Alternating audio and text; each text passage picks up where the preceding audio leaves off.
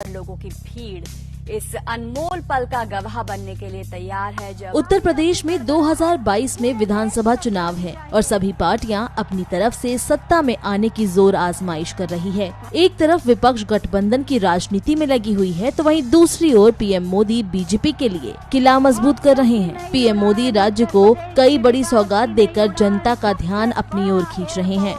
बता दें कि आज प्रधानमंत्री मोदी ने उत्तर प्रदेश में जेवर इंटरनेशनल एयरपोर्ट की आधारशिला रखी। पीएम मोदी ने इस मौके पर देश के लोगों को बधाई दी। इसे मुख्यमंत्री योगी आदित्यनाथ का ड्रीम प्रोजेक्ट कहा जाता है। इसे लेकर इलाके के लोगों को भी कई उम्मीदें हैं। इस एयरपोर्ट को कुल 3,300 एकड़ जमीन पर बनाया जाएगा। इसकी लागत लगभग 30,000 करोड़ आएगी। पीएम मोदी ने कहा कि जिसे पहले की सरकारों ने झूठे सपने दिखाए, आज वही यूपी अंतर्राष्ट्रीय छाप छोड़ रहा है।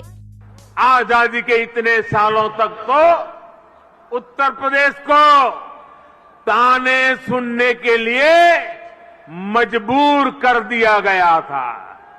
उत्तर प्रदेश को हमेशा झूठे सपने दिखाए वही उत्तर प्रदेश आज राष्ट्रीय ही नहीं अंतर्राष्ट्रीय छाप छोड़ रहा है।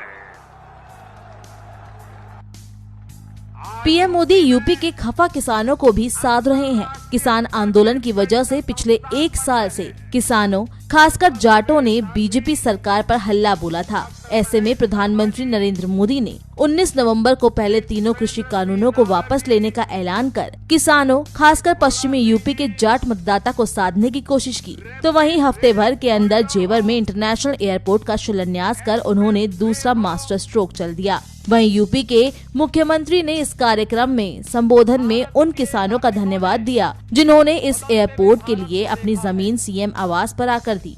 उन्होंने ये भी कहा कि यूपी के किसानों के गन्ने की मिठास बढ़ाने का काम यूपी की सरकार ने केंद्र के साथ मिलकर किया है।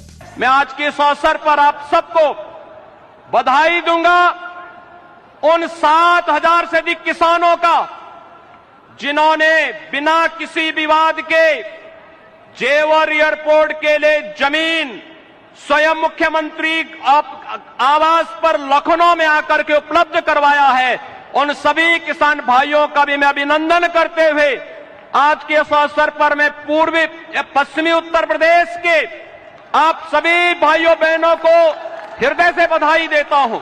चुनाव नजदीक आते ही नेताओं का पार्टी बदलने का सिलसिला भी शुरू हो जाता है। कहीं कोई पार्टी किसी और पार्टी के साथ गठबंधन करती है तो कहीं किसी पार्टी के नेता पार्टी छोड़कर किसी और पार्टी के साथ चले जाते हैं। प्रतापगढ़ के कुंडा से बाहुबली विधायक, जनसत्ता दल लोकतांत्रिक के राष्ट्रीय अध्यक्ष रघुराज प्रताप सिंह उर्फ राजा भैया इस बार यूपी चुनाव में निर्दलीय नहीं बल्कि अपनी पार्टी की टिकट पर चुनाव लड़ेंगे। चुनाव से पहले राजा भैया ने समाजवादी पार्टी के संरक्षक मुलायम सिंह यादव से मुलाकात करके कई अटकलों को शुरू कर दिया। राजा भैया ने ट्विटर पर तस्वीर शेयर करके ये जानकारी दी है। चुनाव से पहले इस मुलाकात के सियासी मायने भी निकाले जा रहे हैं। वहीं रायबरेली की सदर सीट से विधायक अदिति सिंह ने भारतीय जनता पार्टी का दामन थाम लिया। बीजेपी प्रदेश अध्यक्ष स्वतंत्र देव सिंह ने लखनऊ स्थित पार्टी कार्यालय में कांग्रेस विधायक अदिति सिंह के साथ आजमगढ़ जिले के सगड़ी विधानसभा से बसपा विधायक वंदना सिंह को भी भारतीय जनता पार्टी की सदस्यता दिलाई। तो वहीं उत्तराखंड भाजपा चुनाव प्रबंधन समिति की बैठक हुई, जहां बैठक में शिरकत करने देहरादून पहुंचे प्रदेश चुनाव प्रभारी प्रहलाद जोशी ने कहा कि हम उत्तराखंड में विधानसभा चुनाव के लिए पूरी तरह से तैयार हैं। हम सभी राज्य में जमीनी स्तर पर काम कर रहे हैं। उन्होंने कहा कि राज्य में लोग भाजपा को समर्थन देंगे। साथ ही ये भी बताया कि प्रधानमंत्री का दिसंबर के पहले हफ्ते में हो रहा उत्तराखंड का दौरा पूरी तरह से राजनीतिक होगा। ये विधानसभा चुनाव को ध्यान में रखकर तैयार किया जा रहा है।